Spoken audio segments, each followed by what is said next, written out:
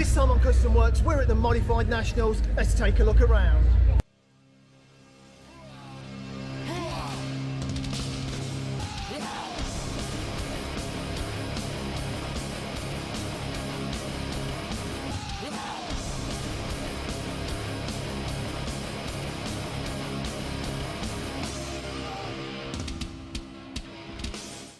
Okay then, so this week we're at the Modified Nationals. It's not just all modified cars, some hot rods here as well. We're going to take a look around and see some of the best cars here. So let's not get to the worktop, let's get to the car show.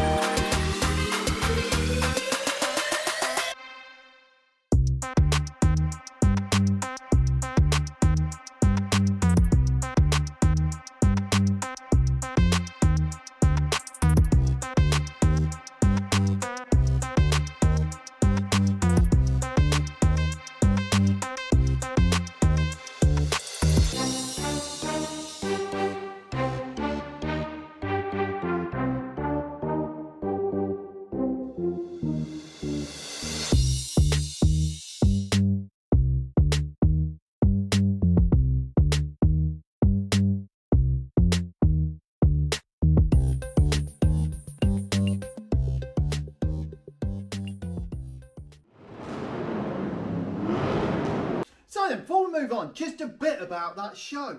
The show was really good. And, you know, there's the hot rod side of it, and there's also that modified side of it. And I think, you know, certainly for me, I can easily get stuck in the world of hot rods and not ever look over at that modified side. But this year, the modified hall at that show felt like an old Doncaster show from back in the 80s, where you see cars you see every day, but they've been wildly altered. And I got more of an old-timey feel on that side than with like the 50s stuff on the other side, which is basically just 50s American cars. And the British thing seems to, I don't know, the British way of customising seems to have slipped over the other side. Not the other side, because we're all one big happy car community. But yeah, that hall really did have some absolutely amazing cars. But then again, so did the hot rod hall. You know, it was very good. But I would always say, keep the eye on what the kids are doing, because some of it now really is fast and some of it's really good. And hey, let me know in the comments, what do you think to wheels that go like that or like that, like that, like that, like that? Is this cool or is it stupid? Is this the way, or I don't know. Leave me a comment. I'd be interested to hear what you had to say, because I said I liked a car on Instagram and it had wheels like that, and I got in so much trouble. I've never been controversial before on Instagram, but I think just for liking a car with the wonky wheels got me a lot of, I can't swear, so a lot of bob. Yeah, a lot of bob over that. I'm back from the show, back in the workshop, and we're going to do a little bit on the meat wagon. Finally, it's here.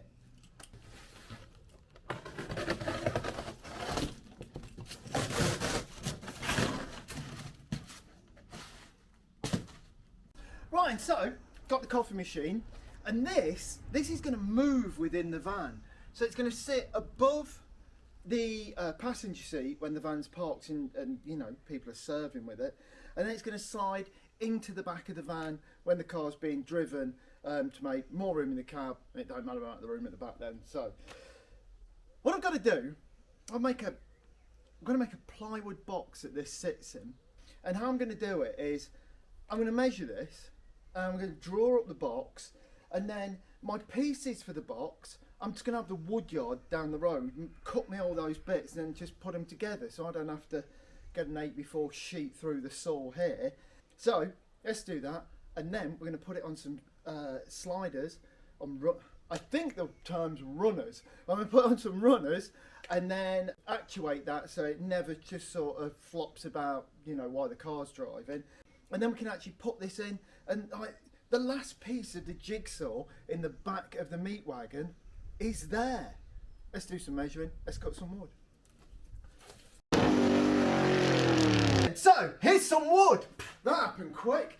All cut to the right size. Now, if ever you're working with 18mm MDF and you want to make something, if you want the top bit to overlap, all you got to do is add your 36 to it. It's two 18s, 18 either side, and it overlaps.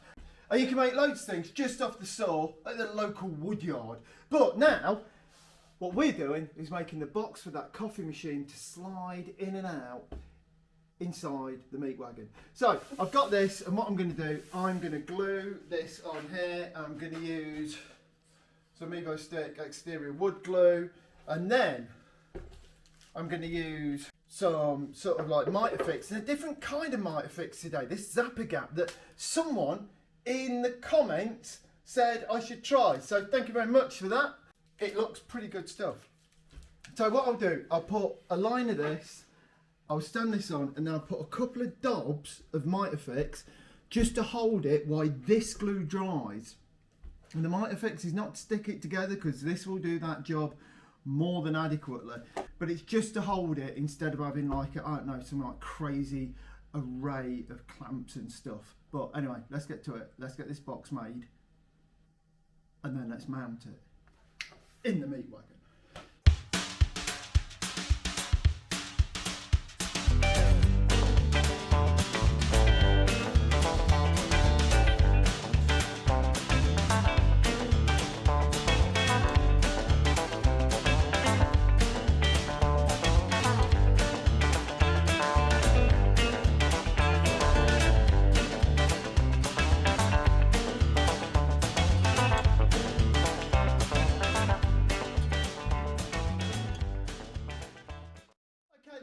is glued and sort of super glued together, and it's pretty good. Now, you could just leave this, and I've left things like this, and never put a screw in them. It's really good if you're gonna, now if you want to round the edges or sand it up, you're never gonna hit the screw or anything. You know, it works just so much better. But on this, I'm not doing any of that, so I'm gonna put screws in. Don't want to get it fitted in there. So I'm just going in with quite a thin PZ2 screw into there, it'll bite into there, and then again a little bit like the super glue, this will just sort of hold it until it's dry, because nothing's ever going to stick this better than that glue, not even screws. So let's get these screws in, then let's offer it up to the aperture.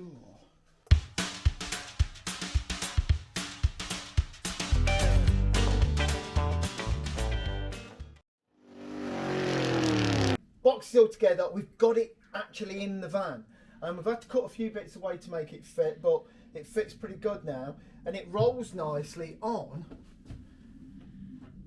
these wheels that I've put here. What I've done is set these casters on there, because obviously the bottom of the box is really smooth, and that's going to bear the weight, and then the runners on the side I'm going to use like a bearing draw runner, and they'll just act as a guide. They don't have to hold any weight like this. All the weight will be there, and this is going to be very heavy when the coffee machine's in it. It's like already heavy already, but it's got the coffee machine in it. Good lord, it's going to weigh some. So that's on there. So now what we've got to do is fit some of these to the sides just to guide it and keep the top steady. So let's get to that. Here's one of the runners, and I've marked this mark. I need to get that square onto there, which sets it up, so I'll probably use sort of stretcher plate like that to mount that and to get that really level. And then that'll slide. Although, you're meant to do this with the drawer out.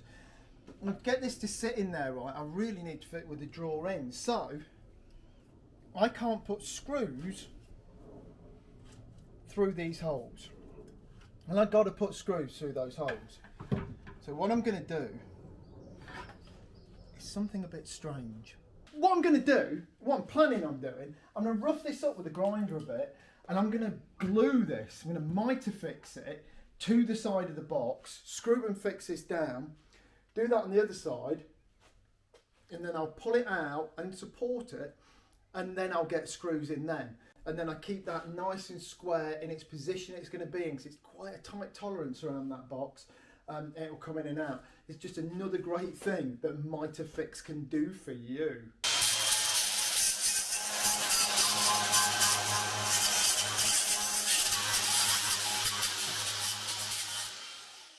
Right, so I've roughed that up. That's ready to stick on there. So I'm gonna stick it on. I think you could probably see that was the next thing, really. Did I really have to explain? I don't know.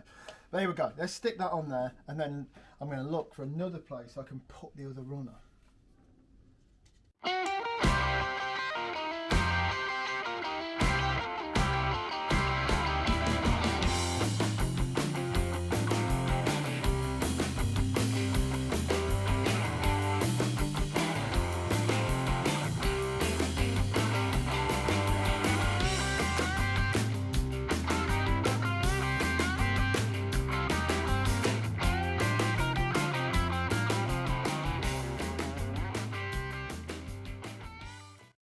Got two runners on this. Of course, it's sitting on the wheels as well. And what I'm going to do now, I've taken off my temporary supports where I screwed it into the place I want it to be. So I'm now going to open it in like a preliminary test. So let's see if this has worked. Oh yeah, looking good. So that sits just there when the van is moving, and let's have a look on the inside how that looks.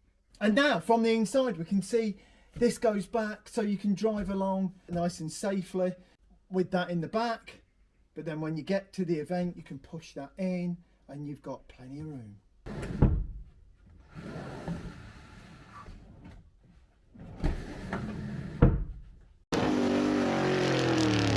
It works!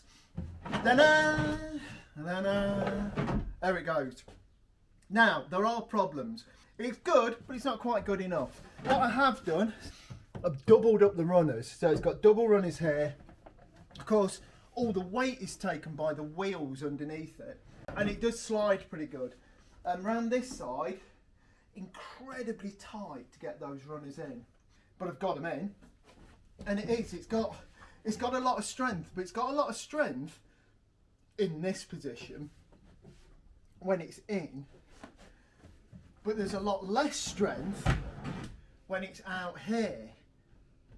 That is nowhere near good enough because of the sheer weight of the machine. This is the position it will be in when the vehicle's moving, so doesn't matter how good you think you've got something bolted down, the minute a car bounces down the road, everything will come loose. So I need to make a support for this, maybe something that mounts to the wall and comes out, just for the transportation of it. But now what I'm going to do is I'm going to fit the actuator that makes this move in and out, get that actuation sorted. But that is for another episode. And I think now it's time to go over no, to that bloke who like finishes a show. Looks like me. You must know him. Okay then, so that's about it for another week. Don't forget to do the click, subscribe, all of that thing, bell end icon, love heart icon. Just click all the icons, not the thumbs down though. Stay well away from that. Thumbs up only, please. Well, next week there'll be another programme. We'll be doing cool things with cars. And don't forget, if you've got a modified car, and it doesn't matter if it's a top hot rod or you've just put a sticker on the back of your Fiat, it's still modifying, it's still customising, and it's still cool. I thank you very much and bid you good night.